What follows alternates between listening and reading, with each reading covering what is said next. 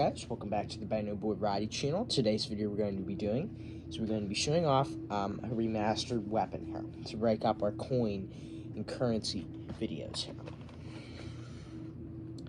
So if you go back to a video on my channel, if you look around on my channel, you'll see a video, you'll see the several gun showcase videos that started it off. And the video that I would like you to go to understand more about this weapon, before it had this new homemade bolt in it, is Gun Showcase Part 10. That video shows you what this weapon looked like before. So before this weapon had a bolt in it, it had nothing in it. This is actually a Paris Toys shell ejecting rifle, and it used to have a little toy bolt that had an extractor on it, and it took these little plastic 33 looking shells, and you know, they went in there and stuff, and you know, it had this little spring magazine in there that pushed down. You put a couple more in, and then you know, work the bolt. Well, this one doesn't quite work that way anymore because, you know, there's only so much you can do, but I kind of didn't use it a lot. So before, when it didn't have a bolt, I would stick shells in it, or I would use something we called a coupling, or something called a copper coupling, that I would put a shell in and then push that into the gun, and then that would be the single shot. Well, I decided I didn't want to do that anymore. I wanted to make this be able to shoot the ring system that we learned about, so I will recap all of this. So when we learned about the Buckethead Empire, we learned a new form of shell that preceded the shells that we know today. So shells we know today are ones like this. They are, you know, once the primer is hit on them, it just fires all the contents, and then that shell is able to be disposed of or reloaded. Well, these new shells that have been developed were shells that had rings inside of them. So a firing pin would be entered into the shell by the working of the action, and it would go through to the first ring, and then a shield would extend out and hit to the first ring, not the back ring, because then that would fire all 5 rings, and they would fire one at a time. Each time you worked the action, it would work back till it got to all 5 rings, so you could fire one shell 5 times, and then you just change the shell. So that's what worked. That's how these work. And some guns were even adapted to shoot that 5 times, eject it, shoot another shell 5 times, eject that, and you could shoot a rifle that, like in the World Wars, you could only shoot it 5 times. Now you could shoot it 20 to 30 times, still only using 5 shells. So that was a real, and especially with the new velocity, this gun may look like it's just a standard rifle. It's a little toy gun, but you know, if it was real, well, that's just a 30-30. It's going to shoot 1,800 feet per second, and that's enough to kill you. These new Buckethead design, well, this was designed by the Resistance, but the firing pins were the firing mechanism was so powerful that the speeds of the bullet are able to achieve speeds up to 20,000 and 18,000 feet a second. That is enough to go through like 7 grown men. And things like the UPS rifle we saw, they use a shotgun shell that a thing goes outside, a ball goes out the side of the shotgun shell. The ball is only that big. That wouldn't be enough to go through you at all at standard speed. But since it shoots it at 18,000 feet a second, you could use this tiny little inexpensive ball to deal massive damage. So, back in the wars, an anti-tank cartridge was probably about that big. A Buckethead and Resistance anti-tank cartridge is this big, right here. And the reason for that is because it comes out at 18,000 feet a second. You don't need a massive cartridge. Once that hit the firing pin, 5 little balls would travel out in a wad. They have a capability of going several miles.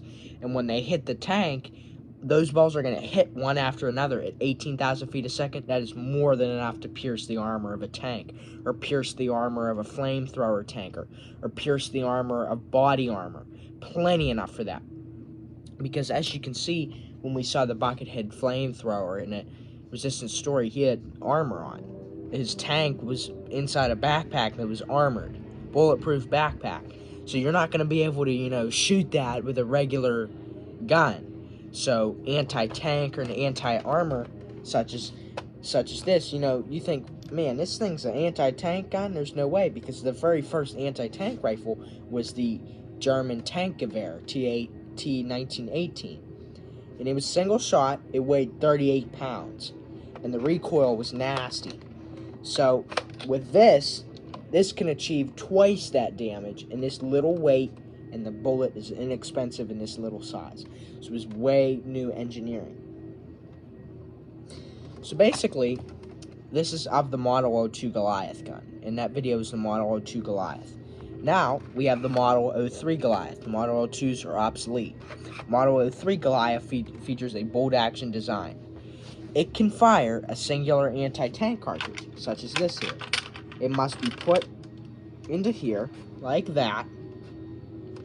Now, these cartridges look different. They no longer have a bullet at the end. The rings are inside, and they will come out the end like that.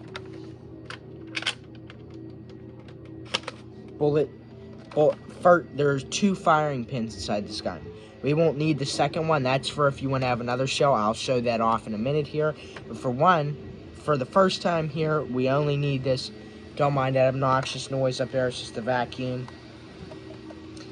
The first firing pin is inside the bolt. It's going to hit the primer on the shell that is enclosing. So see that there? Since this bolt does not have any extractors, you're going to have to pull this out manually. But this was made to be used from a sniping position. We are not going to be using this in light infantry or charging. So this is going to have recoil, obviously, because it is short barrel, but it is manageable. It's not like the Tankgewehr or anything.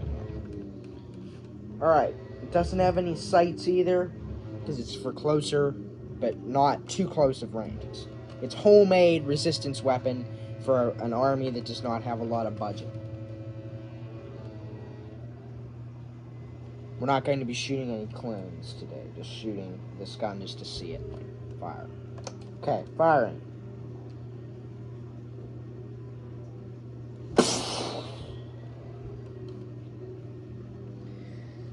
So, that's what it's going to be like. So, it works the same way that a regular bolt action would, except that the cocking piece on a regular bolt action would move in as you pull the trigger, because, that's how it is. But there's a spring-loaded firing pin in here that is released by the trigger, and there's no need for that. Now, it can fire that. It can also fire ring shells. So this is actually a Paris Toys rifle. Paris Toys makes my Herfen rifle that I call, and the cap guns that many of you may have known as a kid. So it can also fire the ring system bullet that the Herfen rifle fires. So I mentioned that at the beginning of the video. 5 rings inside. We're going to put this inside the bolt, not at the end here, inside the bolt. This part facing out. It's going to move in, it's going to move around in there, but that's fine because it's on along a trail of the firing pin. So, firing pin set to the first ring with that there.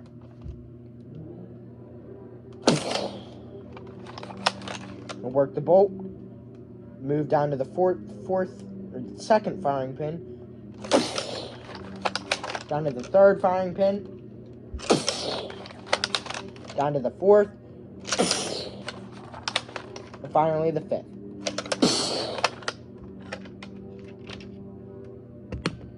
The bolt is rather stiff because it is homemade.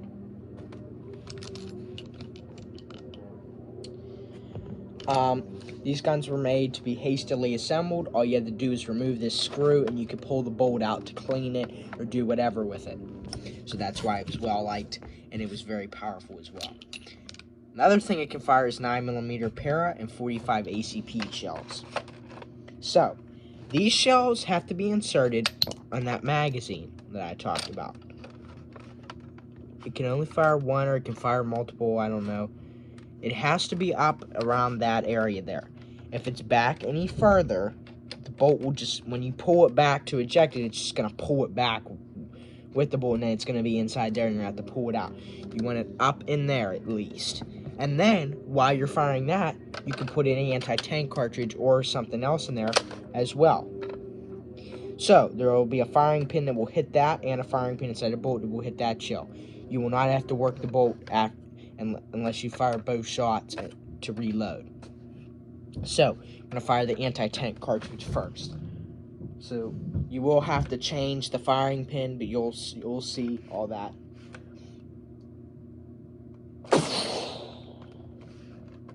Do not. Now, you can push on this side, and that will move this firing pin and get it ready to hit that shell. We don't have to work the bolt. We would have to work it if we were setting this firing pin back up to here. If we were shooting this and then this. But all we would have to do that is just pull it up and then push it down. Same thing with the Herfen rifle. If you wanted to do something with that. So now it's set back up to here, but we've already fired that, but I just did that to demonstrate that. Now we're going to set it down to this 9mm para cartridge. So, I pull the bolt back. Sometimes it ejects, sometimes it doesn't. I'll just put an individual one in there so you can see what that looks like. The ejecting is kind of realistic. Gotta make sure it's right there.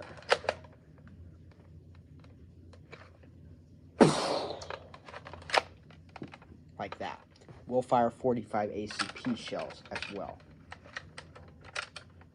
They have to be put in roughly the same place.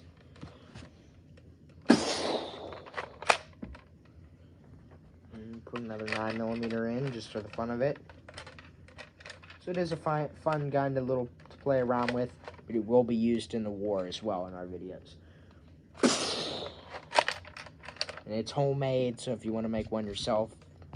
But the only reason I made this is because the bolt broke out of this old piece, and you know, most people, they would just throw this out, but I kept it for so many years. I kind of glad I didn't throw it out, because now I've remade it in a fun little way.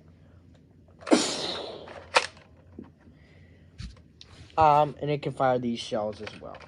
These little red ones that would normally be used in the Herfen rifle. They usually have rings in it, but this firing pin does not get set to rings, doesn't use the ring system, so you're gonna have to fire all 5 rings at once.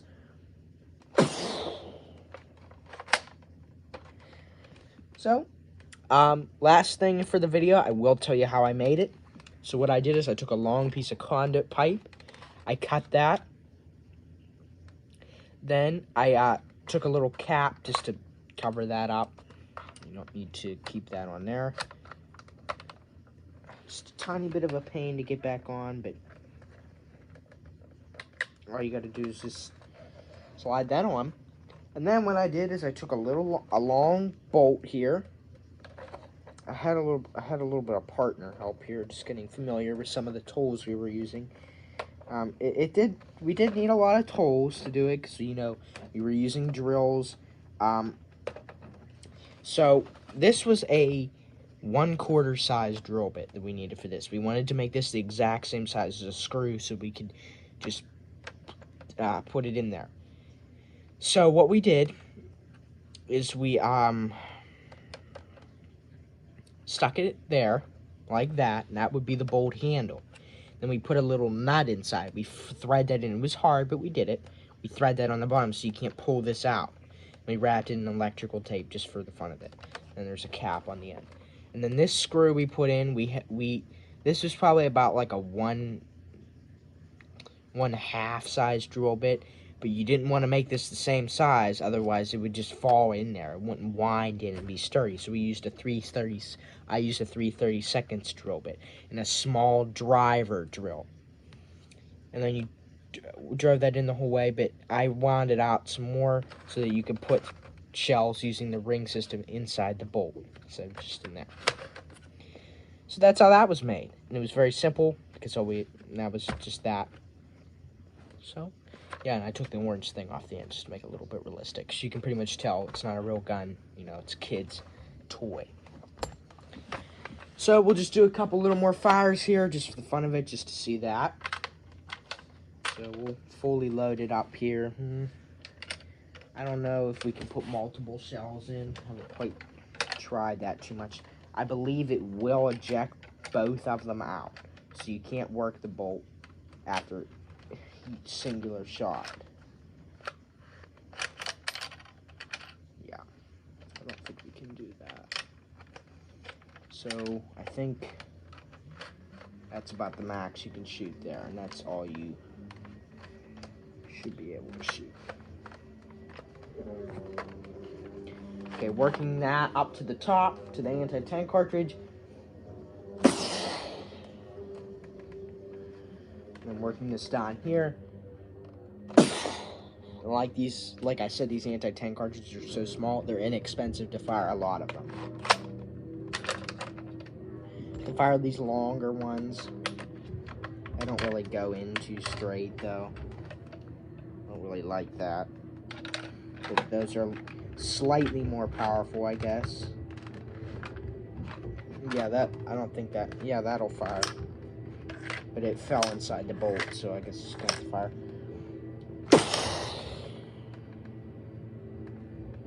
Well, that fired the 45 ACP shell. We need the anti-tank.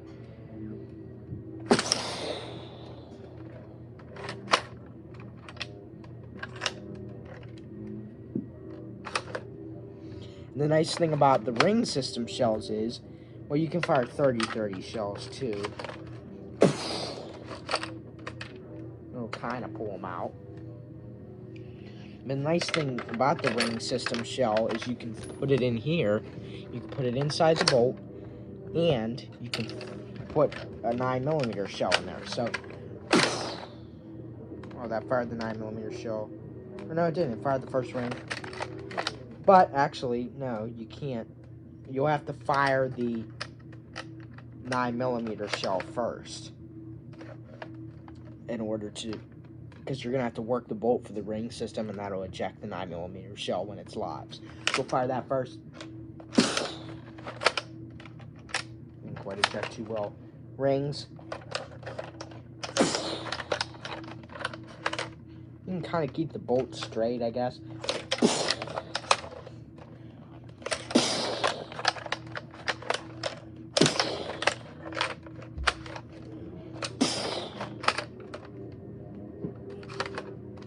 So, fun little gun.